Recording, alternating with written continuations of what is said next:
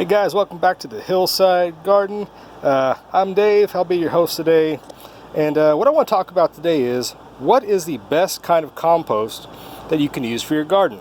Whether you use it as a side dressing, as a top dressing, as a mix it into your soil, it doesn't matter. But we all know, we all can at least appreciate the benefits and virtues of adding organic matter to your organic soil, producing plants, flowers, herbs, whatever you might be growing. But there's a lot of information out there, and it can become overwhelming as to which the best compost you can add. And my answer to that is, I don't really know. Yeah, so sorry to disappoint you, but yeah, I don't know which one the best compost is, but I do know that no compost is perfect.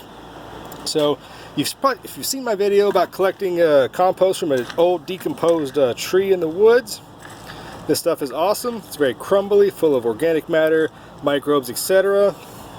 This is the well-aged horse manure, which is black. It almost looks like soil. That's awesome stuff there too. This is my own homemade compost from the compost pile, full of leaves, grass, wood ashes, food scraps, etc., etc. It's been sitting out since about February. This stuff is awesome, completely broken down. Great stuff, very crumbly, perfect for including into your garden soil. And this right here, last but not least, is my worm compost. Yeah, just black, just black. I picked out a bunch of worms. I mean, I swear there's probably 10,000 worms in my little compost turtle over here. Check out that video if you'd like to see how I repurposed an old kid's swimming pool, sandbox, my apologies. Little kid's sandbox, I turned it into a worm composting bin. But yeah, so have I ever tested these composts out, got a lab test, anything like that? No, I haven't. Which one should I add? I don't really know, because what I do, and what I encourage every one of you guys out there to do, is get yourself another bucket. As you see, there's nothing inside this one. Go ahead and get a cup. Put a little bit of everything. Some tree compost, you got the well-aged horse manure, there's some worm compost going in, and then there's some of my very own from my own compost pile. Now, what ratio should I use? I don't know. You just kind of get a feel for it. You don't want it to be too wet. You don't want it to be too dry. You don't want it to be too sticky. You don't want it to be, too much of one thing, I guess. Oh, there we go. And if you do it right, you get a nice little blended combo like this. And this seems a little bit sticky to me, so I'm going to add a little bit more of the tree compost down here, because this tends to dry it out and will absorb and kind of give it, wrong ways. A little bit more of the, I am all over the place today, I apologize. Yeah, but there you go. So mix your compost up like that. Question's been asked before, should I just grow and only compost? And I'm going to say, probably not, though that does pose a good question for an experiment, and I'm actually going to do that coming up pretty soon. I'm going to grow in only compost versus bagged commercial soil, and do a little side-by-side trial to see what we can come up with. But yeah, I'm really happy how my compost pile turned out this year. This stuff just crumbles, falls apart. It's awesome. There's some grass blowing around in there, plane flying over. But yeah, this stuff is awesome right here. And every one of these composts have their own virtues. Whether you get the fungal dominated, a lot of the organic matter, the microbial activity, you get probably higher nitrogen content with the well-aged horse manure. You get a fairly balanced with this compost here. And that brings me to another question. It also depends on what you put into your compost. Is it a bacterially dominated compost, a fungally dominated compost? Are there a multitude of things in there, or is it mostly just grass clippings and leaves you composted from the fall? Okay, have you added food scraps? Have you added horse manure, sheep manure, cow manure, rabbit manure? Things such as this. Was the grass you cut up, was it a healthy grass? Was it just a bunch of weeds and things like this? Did you get the grass clippings from a commercial, have you been using like commercial compost and things like that on the grass? Have you been using industrial fertilizers on the grass? All these kind of things go into what compost you produce. And that way I can say, I don't know which one is the best to use, but I will say mixing the compost, you get a little benefit of everything.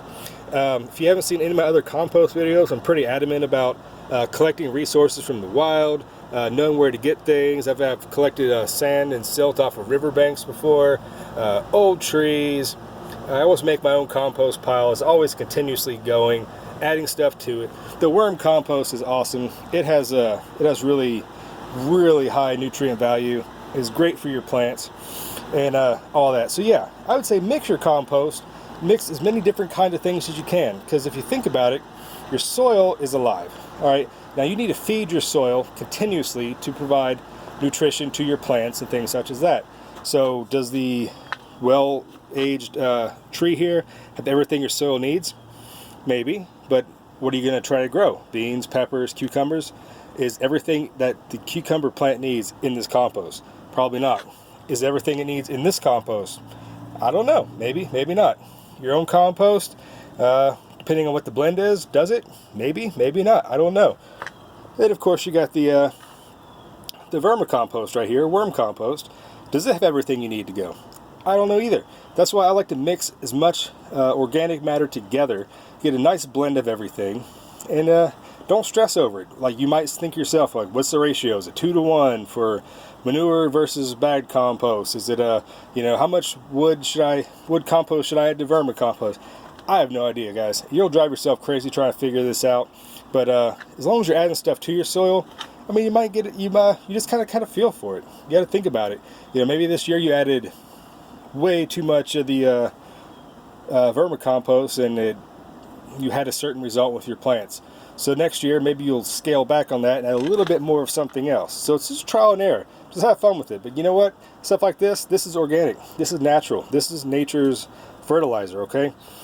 You can kill your plants by adding way too much synthetic, powdered, water-soluble fertilizer. You can stunt your plants. You can burn them out. That is an absolute fact. However, doing this, I've never burned a plant out. I've never killed a plant from over-composting, if there is even such a thing. The only thing I can say is if you had too much, that eventually you might start getting too much vegetative growth, not enough flowers, etc., depending if you have a high nitrogen compost, or maybe you're not getting enough nitrogen into your compost and you get a lot of stunted plants or something like that. But as I say, this is just one thing you can keep adding to your soil to continuously improve it. Okay, so there you go, guys. I hope that wasn't too long-winded. But yeah, blend as many different organic matters as you can together. Create the most perfect blend that you have.